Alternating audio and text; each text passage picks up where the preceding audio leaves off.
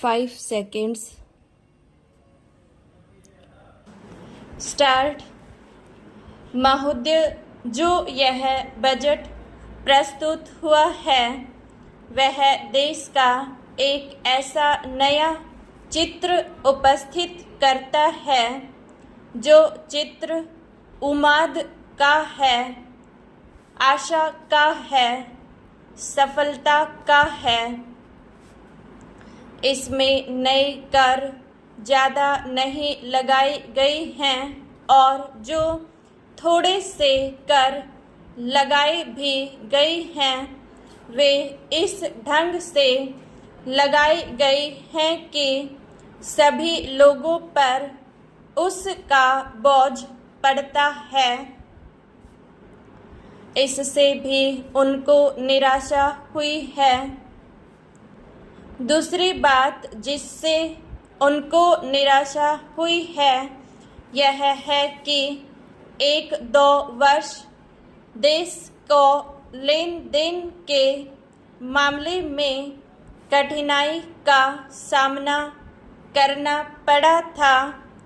योजना को कठिनाई में पड़ना पड़ा था, वह कठिनाई दूर हो गई है और मैं सदन की तरफ से उन देशों को धन्यवाद देना चाहता हूँ, उन देशों के प्रति आभार प्रदर्शित करना चाहता हूँ जिन्होंने हमारी इस कठिनाई को दूर करने में आगे बढ़कर हाथ बटाया है। मेरे मित्रों को इससे निराशा हुई है कि विदेशी सहायता बहुत ज़्यादा और तेज़ी से पहुंच रही है और हमारी जो कठिनाई दूर हो गई है इससे उनको परेशानी हुई। कम्युनिस्ट इसलिए भी परेशान हैं कि पिछले 1-2 वर्षों में देश की पैदावार बहुमुखी ढंग से बढ़ी है, औद्योगिक पैदावार बढ़ी है। यह उनके लिए निराशा का कारण बना है। उनकी निराशा इसलिए भी बढ़ी है कि उनका मालिक, उनका मित्र हमारे देश की सीमा पर जब फौज लेकर खड़ा है और जब देश पर खतरा है तो क्यों देश की आर्थिक हालत, क्यों देश की वित्तीय हालत तथा दूसरी हालत इतनी अच्छी हुई है और क्यों इतनी अच्छी छवि उभरी है। लेकिन उनकी निराशा हमारी सबसे बड़ी आशा है, उनकी असफलता हमारी सबसे बड़ी सफलता है और मैं समझता हूँ कि उनके भाषण हमारे वित्त मंत्री महोदय के लिए सबसे बड़े बधाई के भाषण हैं। 2-3 और चीज़ों की और मैं आपका ध्यान दिलाना चाहता हूँ। उनकी और दूसरे माननीय सदस्यों ने भी आपका ध्यान दिलाया है। हमारी सरकार का ध्यान भी उस ओर गया है, लेकिन मैं समझता हूँ कि उन पर और अधिक ध्यान देने की आवश्यकता है। पहली बात तो यह है कि जब चीज़ों की पैदावार बढ़ रही है, जब देश उन्नति के तरफ जा रहा है, तब भी देश में कीमतें बढ़ रही हैं।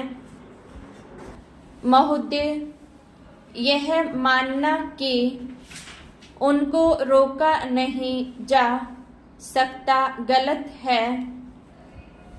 इस महंगाई को रोकने के लिए कुछ विशेष कदम उठाने होंगे, कुछ विशेष काम करने होंगे।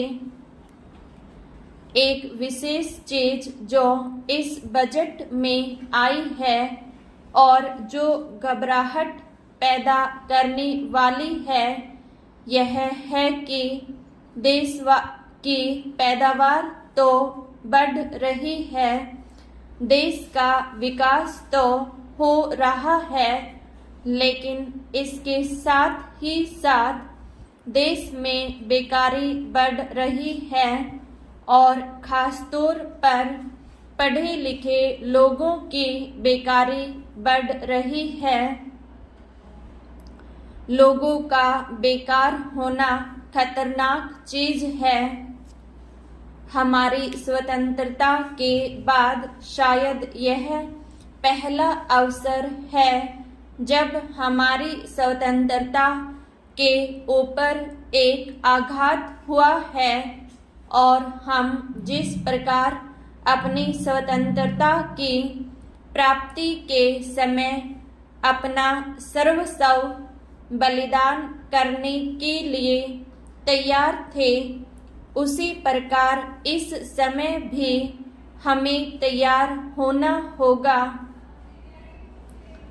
माननीय प्रधानमंत्री जी के मत से मैं सर्वथा सहमत हूँ कि यह एक ऐसा अवसर है जिस अवसर पर कि इस देश की प्रतिनिधि संस्था जो यह लोकसभा है, उसे इस संबंध में अपनी स्पष्ट राय देनी है और उस राय को देने के बाद हमें उस राय के अनुसार सरकार जो भी कार्रवाई करे उसमें सरकार को पूरा सहयोग भी देना है।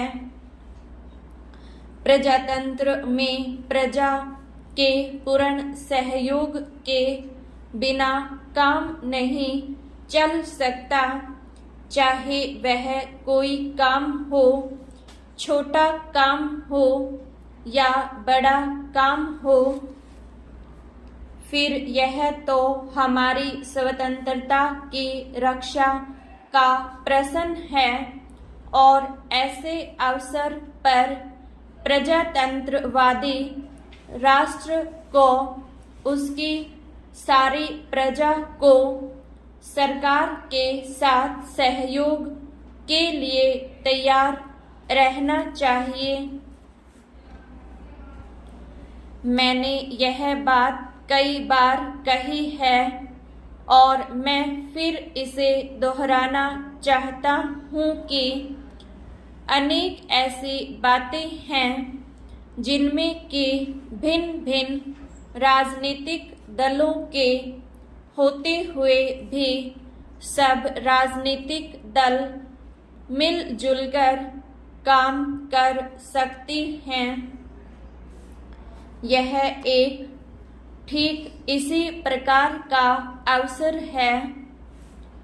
मैं अपने प्रधानमंत्री जी की वैदेशिक नीति का बड़ा भारी समर्थक रहा हूँ और कल इस सदन में इस संबंध में जो बहस हुई उससे भी यह पूरा परिणाम निकाला जा सकता है कि जहाँ तक हमारी वैदेशिक नीति के सिद्धांतों का संबंध है, वहाँ तक इस सदन का कोई दल, इस सदन का कोई भी सदस्य उन सिद्धांतों के विरुद्ध नहीं है।